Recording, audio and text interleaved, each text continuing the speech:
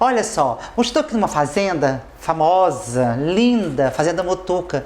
E vindo para cá, lembramos o Rafael e eu, aliás, o Rafael me lembrou, que exatamente um ano atrás a gente esteve aqui entrevistando a mesma pessoa e hoje a gente foi recebido num outro ambiente. Aquela vez a gente fez um ambiente externo, agora está dando a honra e o privilégio de nos receber no escritório dele aqui da Fazenda, que é o Guto Pereira Lima. O Guto tem estado na TV mostrando as viagens dele, ele sempre manda pra gente mostrando, olha onde eu estou, todo generoso, e eu tenho...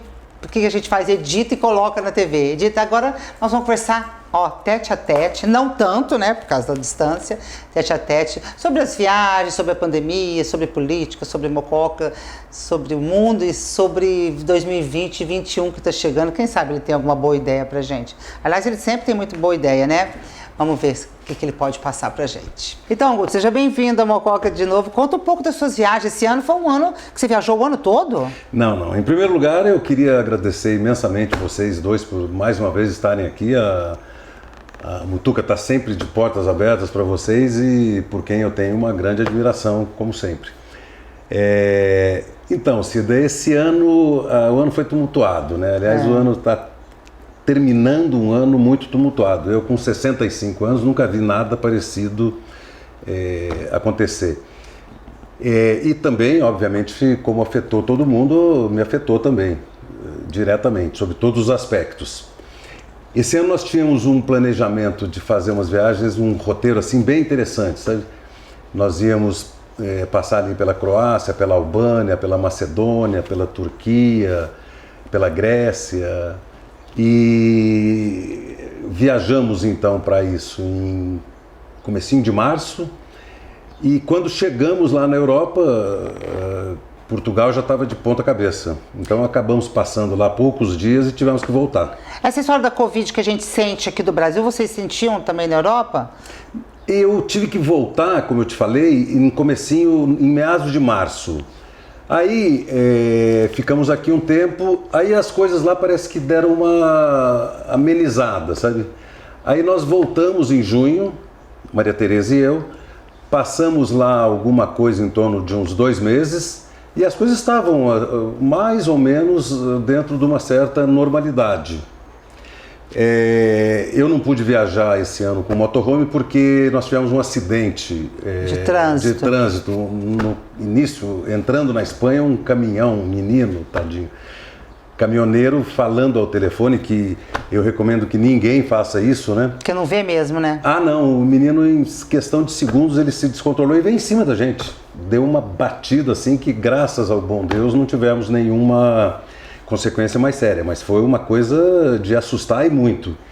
Então, com isso, ficamos impossibilitados de andar com motorhome esse ano. Ô Guto, mas de todos os lugares que você foi esse ano, qual foi o mais bonito? Cida, na verdade, não tem um lugar mais bonito, né? Cada um tem seu charme, como você diz. É que viajar sempre é uma coisa interessante. Se você sair daqui e for a Seburgo, você vai ver alguma coisa interessante. Com certeza. Especialmente assim. Com certeza. Mas viajar sempre é interessante e viajar sempre traz alguma coisa do desconhecido. Então você sempre conhece alguma coisa interessante, diferente.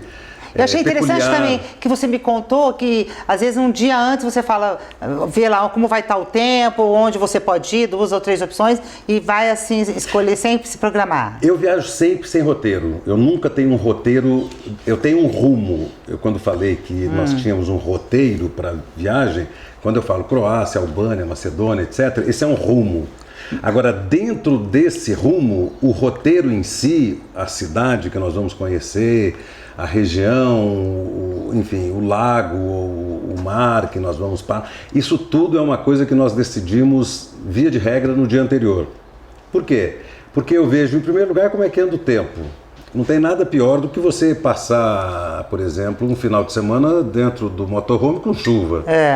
Então eu vejo onde o tempo vai estar melhor. Eu já cheguei a desviar, para você ter uma ideia, 600 quilômetros na Europa, mudando de rumo para não pegar um fim de semana inteiro com chuva. Certo. Isso aconteceu uma vez que nós estávamos em Lugano, na Suíça, e a Suíça inteira ia estar chovendo. Nós saímos de lá e fomos para Innsbruck, na Áustria, que é muito longe. Sabe uma coisa que eu acho interessante? Você tá lá, mas você sempre está encontrando com alguém de Mococa lá ou sempre está em contato com alguém de Mococa aqui? É que Mococa está no coração, né, Cida? E eu não me desligaria nunca daqui de Mococa. Eu viajo ou com a Maria Tereza, minha mulher, ou então eu viajo com alguém que seja, eu tenho alguns amigos aqui que também adoram viajar, ou então encontro gente lá que também tem uma outra relação com Mococa, ou seja, isso eu jamais vou me desligar daqui. Bom, aí você encontra com essas pessoas, você faz essa comparação, você lá na Europa com Mococa, a gente aqui nesse mundinho. Não, aqui no primeiro lugar não é um mundinho, né, Cida? Mococa é um mundão, realmente. Eu já tive a oportunidade de falar isso daí. O Mococa é ruim para os mocoquenses. Para quem não é mocoquense, isso daqui é uma cidade espetacular. Não tem nada de mundinho. E eu não faço comparação alguma, porque cada cidade, cada região tem a sua peculiaridade, tem a sua situação, e não dá para ficar fazendo comparação, porque senão você perde muito tempo com isso. Quando eu falo mundinho, assim, porque é pequena, né, cidade do interior, tudo. Eu amo Mococa também. Inclusive, eu vejo, assim, uma coisa que eu queria até te perguntar, não está no roteiro, mas eu quero te perguntar. Eu vejo gente falando assim, Mococa tá no buraco, Mococa tá ruim. Eu não consigo enxergar isso.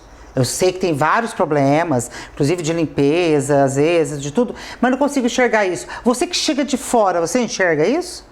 Que Mococa tá ruim ou que Mococa tá bem? Não, eu acho Mococa espetacular. Claro que tem problemas, claro. É claro que nós temos problemas e para isso nós teremos que ter soluções. Certo. Mas, via de regra, de uma maneira geral, a cidade, eu passo ali no centro, por exemplo, onde tem o comércio, eu sinceramente não vejo lojas fechadas, eu não vejo o comércio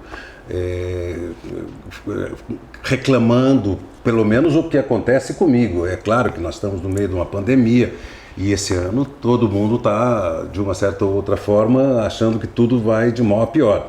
Mas, via de regra, eu acho que Mococa tem lá as suas mazelas, etc., mas continua uma cidade de extrema, mas de extremo bom gosto, uma cidade cujo povo é muito receptivo, mas demasiadamente até receptivo, e que funciona, na minha opinião, super bem. Você fala que a pandemia te afetou, mas de que forma te afetou? Psicologicamente? Psicologicamente nada. Nada? Então, financeiramente também não?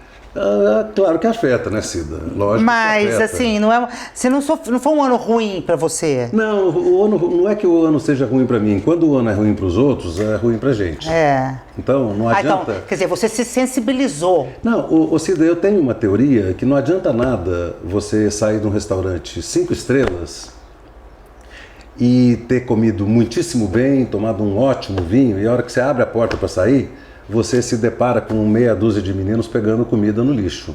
Isso daí, para mim, é muito pior, mas é muito pior do que se eu tivesse comido uma carne podre dentro do restaurante.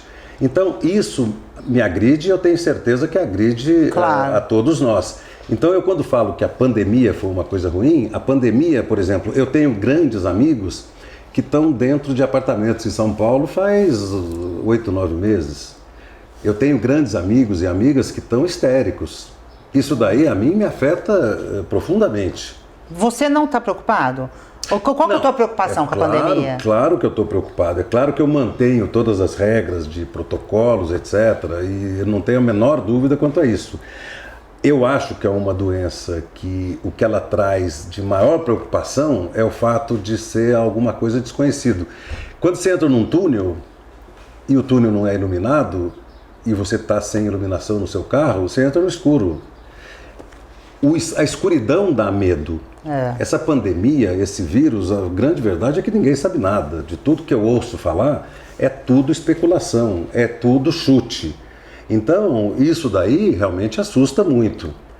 Agora, outro dia eu estava lendo um dado que, por exemplo, em 2019, Cida, para você ter uma ideia, só na Etiópia, que é um país de 110, 115 milhões de habitantes, mais de 1 milhão de pessoas morreram de fome o ano passado, em 2019. Ou seja, quase 1% da população da Etiópia morreu de fome. E eu não vi o mundo absolutamente fazer nada. Por quê? Porque isso daí é uma coisa que a população já assimilou, é uma coisa já mais ou menos previsível. Ah, vai, 40 milhões de pessoas vão morrer por ano. Ah, mas eu me sensibilizo.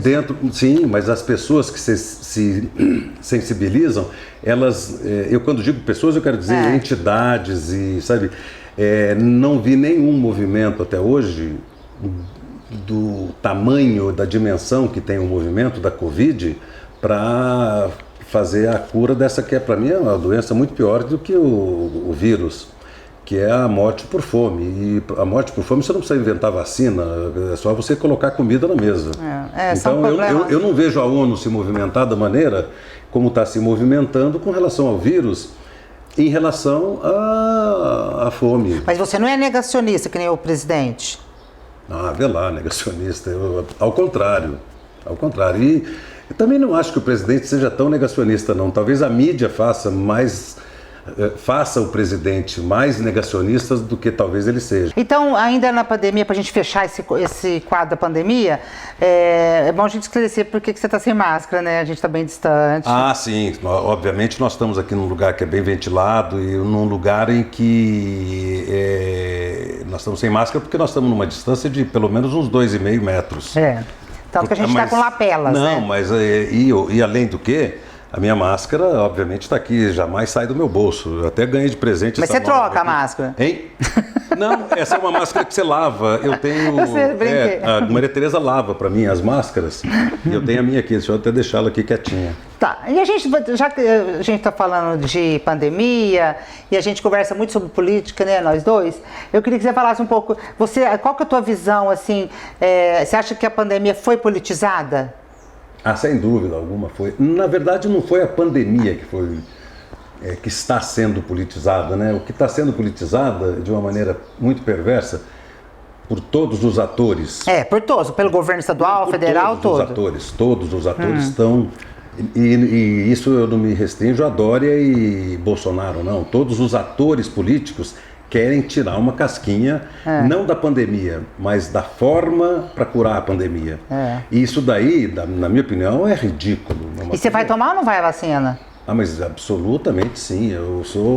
Como eu te falei, eu não tenho nada de negacionista e eu acho que a vacina é um grande, mas é um imenso avanço para a humanidade.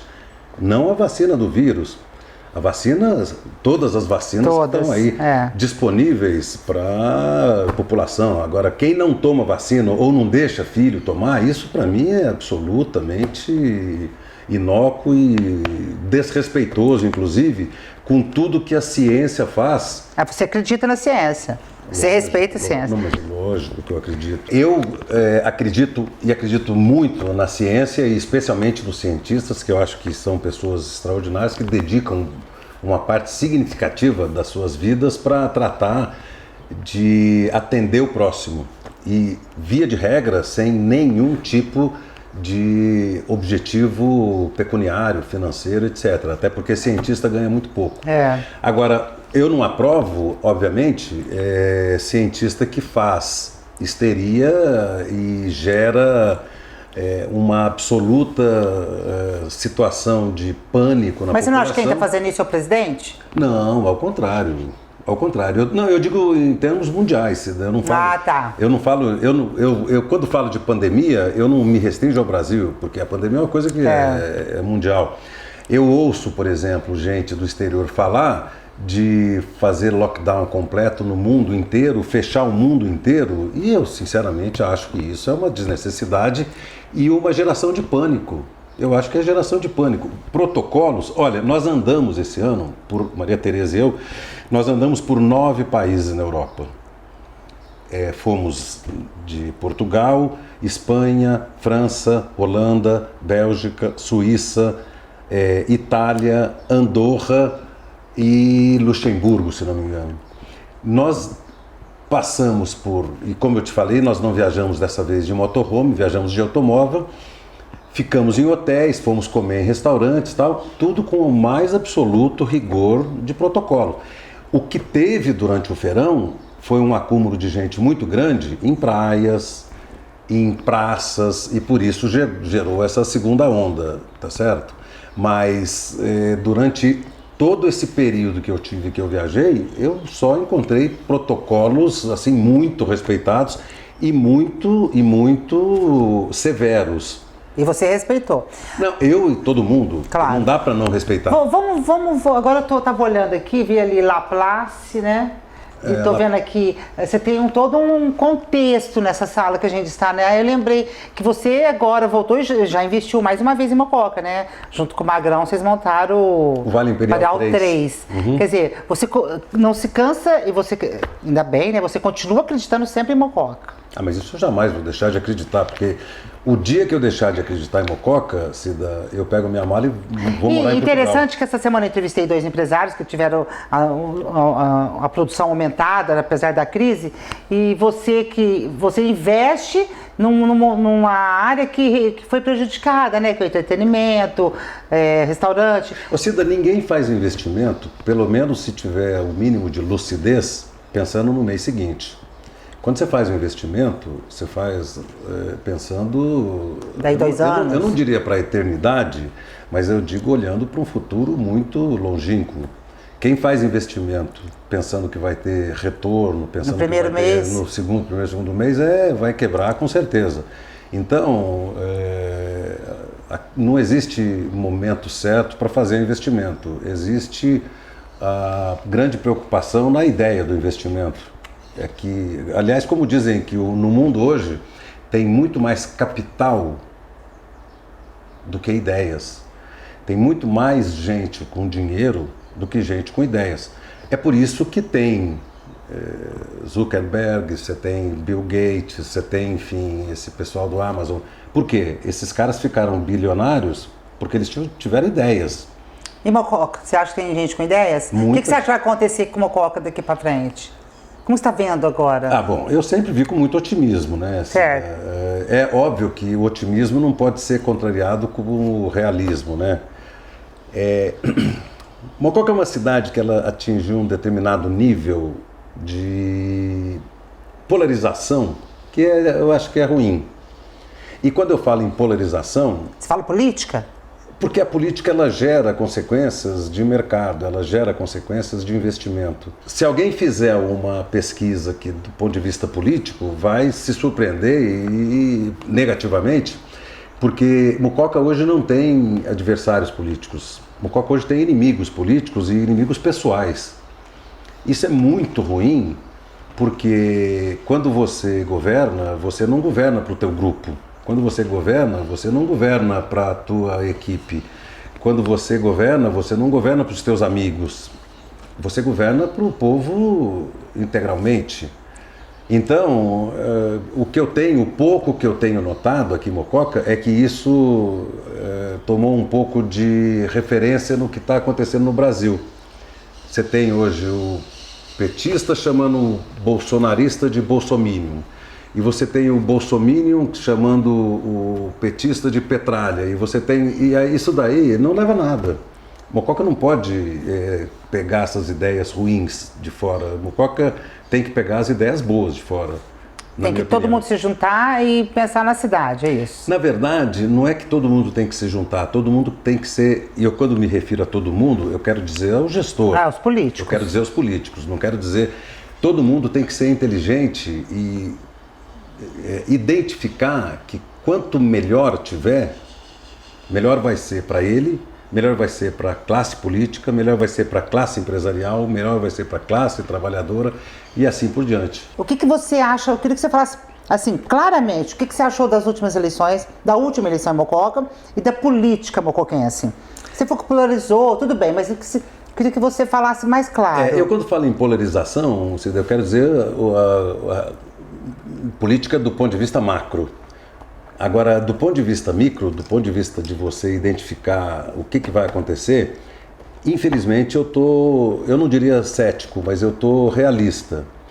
Porque nós elegemos, nas últimas eleições, o povo mocoquense elegeu um político que vem nos últimos 4 anos muito veementemente, de uma maneira até às vezes muito agressiva, mostrando que está tudo errado e que a partir dele vai ficar tudo certo.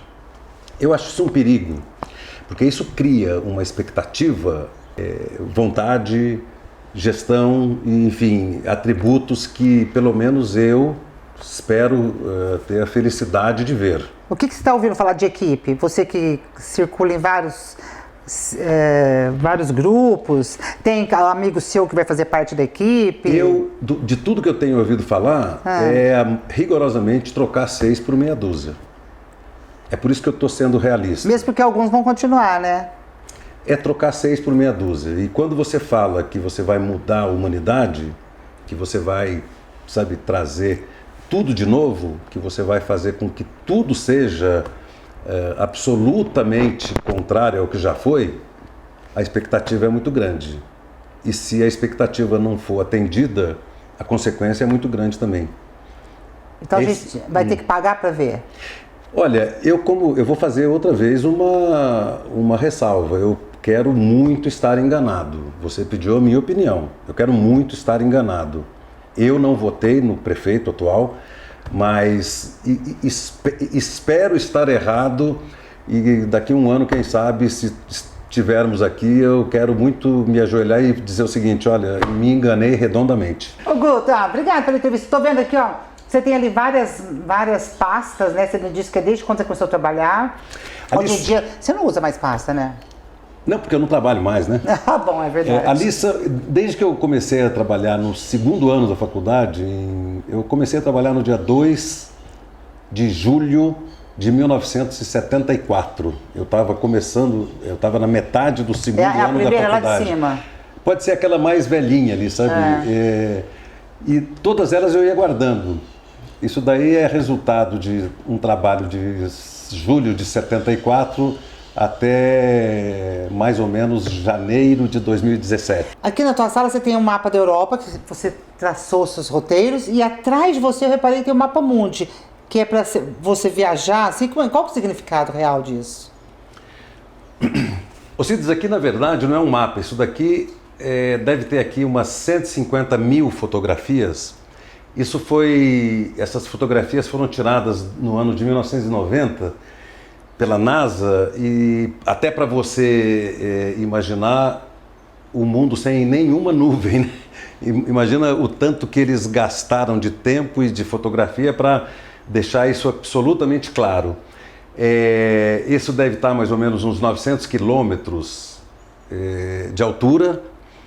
Foi tirado, obviamente, por uma seleção de satélites. E é isso daqui, nós estamos aqui, ó, para você ter uma ideia. Mais ou menos aqui, assim, ó. O copo está aqui, ó.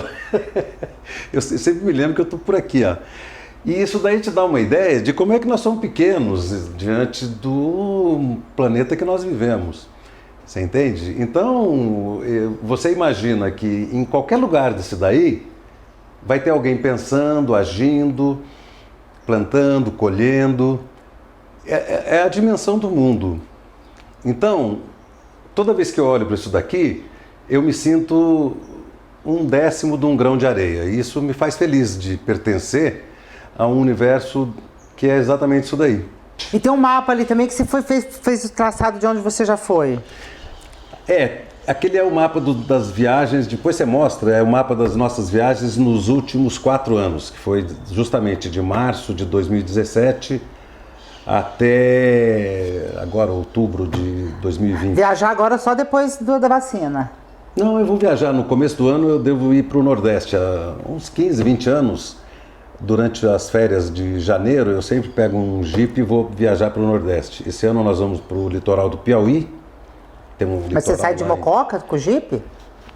O Ademir, que é um motorista que nos atende há muitos anos, que é o nosso querido Ademir, que aliás esteve inclusive viajando de motorhome comigo lá fomos a Holanda, a França, a Bélgica e tal. Ele sempre leva para mim o jipe. Esse ano ele vai levar para Teresina. Aí eu vou de avião. De Teresina eu subo para Barra Grande, aí eu desço o litoral do Ceará, depois Rio Grande do Norte, aquela região. Depois eu não sei até quando eu fico. O Ademir é mocoquense? O Ademir é um mocoquense, um queridíssimo mocoquense, um sujeito adorável. Bom, você está falando de referência? Tua referência hoje em dia qual é? De leitura ou de político? Não vou dizer ídolo, fala uma referência. Não, ídolo eu tenho bastante, né? Tenho muito ídolos, mas eu tenho lido muito sobre Roberto Campos. Eu acho que o Roberto Campos é um sujeito que ele foi ministro do Castelo Branco, depois ele foi ministro do Planejamento, depois ele foi embaixador do Brasil na Inglaterra, foi embaixador do Brasil nos Estados Unidos, foi deputado, foi senador, é um sujeito brilhante. O neto dele atualmente é o presidente do Banco Central, Roberto Campos Neto. E ele é um crítico feroz de tudo que se refere a não liberalismo, tudo que se refere à estatização, e eu também sou um crítico feroz de estatização. Eu acho que o Estado ele tem que se meter rigorosamente naquilo que lhe diz respeito. Não tem sentido nenhum, mas não tem sentido nenhum, na minha opinião, o Estado ser explorador de petróleo. O Estado ele é dono das reservas, o povo é dono das reservas de petróleo, mas não tem sentido algum o Estado brasileiro ter como empregado, entre aspas, um frentista de um posto de gasolina. Não tem sentido nenhum ele ser produtor, distribuidor de petróleo. Não tem, assim como não tinha sentido algum o Estado ser o detentor de telefonia. Você vê, depois que a telefonia foi privatizada, olha o salto tecnológico, o salto que nós demos. Eu sou de uma época em que um telefone, a assinatura de um telefone, você colocava como um bem declarado no imposto de renda e custava na época $15 mil. Hoje o Brasil tem uma população, um número de telefone celular muito maior do que a população. Ou seja, isso daqui é graças à privatização. E o Roberto Campos ele é um privativista assim, de primeira hora. Ele já morreu já há algum tempo, mas hoje é a minha referência, que eu tenho lido muito sobre Achei ele. que você lesse coisas mais leves, já que você não trabalha mais, já que você... Não, eu faço coisas mais leves. Ah, tá. Eu faço. Na verdade, eu não... A minha vida como advogado, Cida, sempre foi uma vida de... Aliás, você está com o diploma embaixo da de tua coisas casa. pesadas. Aqui eu guardo meu diploma. Formado na USP, Aqui São é bem Francisco. quietinho, ele fica guardadinho aqui. Eu não penduro na parede, não. Ele fica guardado aqui e eu cubro ele, para ele ficar bem quentinho. É tipo um tesouro. O tesouro tá aqui, ó. Guto, então é o seguinte, nós fizemos uma viagem, né? Como você gosta de fazer. Muito pequena, uma pequena viagem. Muito pequena, mas com você sempre as viagens são ótimas, né, Cida? Obrigada, pode me levar para a Europa se quiser. Tá convidado a hora que você quiser. A gente falou das suas viagens, falou da política, falou da pandemia, falamos das eleições municipais, de tudo isso. Como você fecharia? Qual seria a sua palavra de ordem nesse momento? Ô Cida, tem uma musiquinha que tem uma letra em inglês que eu acho muito interessante, sabe? E ela reflete bem um quadro assim, de como eu vejo a vida e de como eu sempre procurei ver a vida, sabe? Ela diz o seguinte: Don't worry, be happy. Quer dizer, não se preocupe tanto, seja mais feliz, seja mais leve. Então, eu acho que a palavra de ordem nesse momento é uma coisa mais ou menos assim. As coisas vão se ajeitar, as coisas vão se arrefecer, essa doença vai ser controlada. Vai passar. Tudo vai passar e mesmo que você tenha um problema financeiro, todos nós temos, é engano achar que tem alguém que seja mais feliz, que seja alguém menos feliz, por uma questão patrimonial, financeira, isso tudo é uma grande bobagem. Então, a mensagem, se é que pode servir isso como mensagem, é mais ou menos assim: olhe para sua família, olhe para você mesmo, olhe para dentro, olhe para os seus amigos. Essa é a grande riqueza, por mais piegas que alguém pode achar que seja, essa é a grande riqueza e é mais importante, isso é o que fica. Então, esse momento que nós passamos pode ser usado para uma grande reflexão, para você fazer, eu não diria planos, mas para você fazer uma imagem do que vai ser no futuro. E faça uma imagem boa, be happy.